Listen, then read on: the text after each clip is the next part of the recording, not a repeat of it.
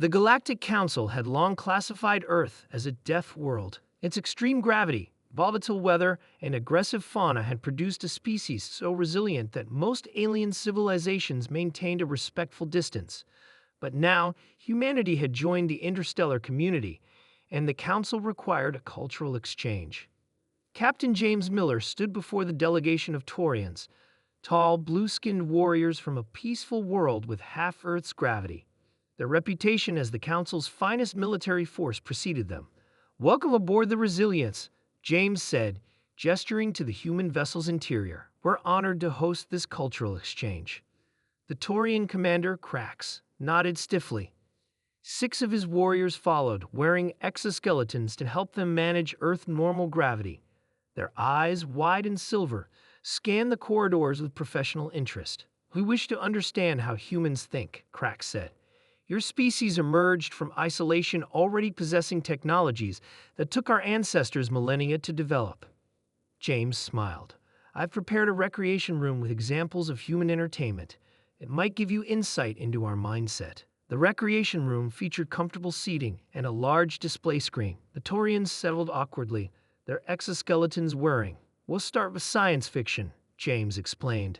"Stories humans created before we achieved interstellar travel, imagining what space might be like." Krax tilted his head. "You created stories about space before knowing its reality." "We've been dreaming about space for centuries," James said, activating the screen. "This film is from the early 21st century, before our first colony ships." The screen displayed a massive space battle. Thousands of ships fired weapons that bent space itself. Planets shattered. A black hole swallowed a star system. Warriors wielded glowing energy swords, fighting across the hull of a moving spacecraft. James noticed the Taurians had gone completely still. Krax's silver eyes had widened to perfect circles. "Is something wrong?" James asked.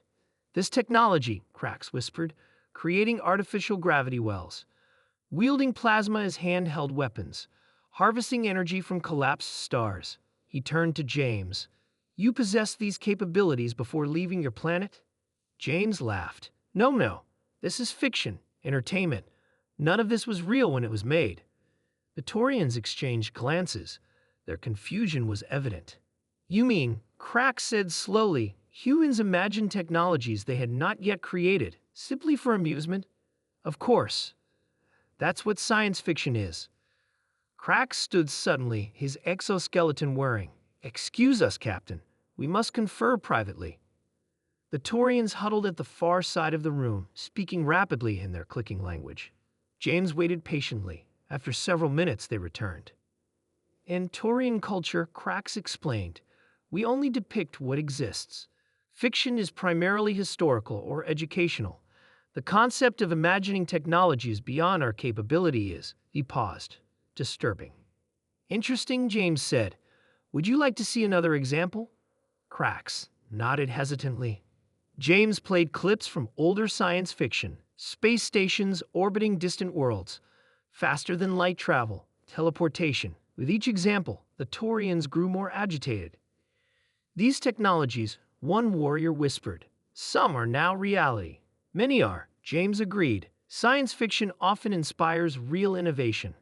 Krax's composure had visibly deteriorated. "You're saying humans first imagined these technologies, then create them?" "Sometimes. Many of our scientists and engineers were inspired by fiction they enjoyed as children."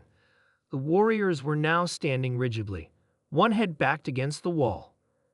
"Captain," Krax said formally, "we must report this cultural insight to the Council immediately. May we use your communication array?" James nodded, puzzled by their reaction. After the Taurians left, James's communication officer contacted him. "Sir, I just monitored an interesting transmission from our guests. They've recommended that Earth be reclassified." "Reclassified? From Death World status?" "No, sir, as a Class 5 threat to galactic security." 2 days later, Grand Admiral Toma of the Galactic Council arrived. The wizened, 6-limbed official requested a private meeting with James. "Captain Miller, I've reviewed the Taurian report. I must understand. These science fiction stories are common among humans?" "Very common. We have thousands of years of speculative literature. The Admiral's breathing apparatus wheezed. You must understand our concern. Most species only conceptualize technologies after discovering the underlying science. The Taurians couldn't imagine faster-than-light travel until they discovered subspace.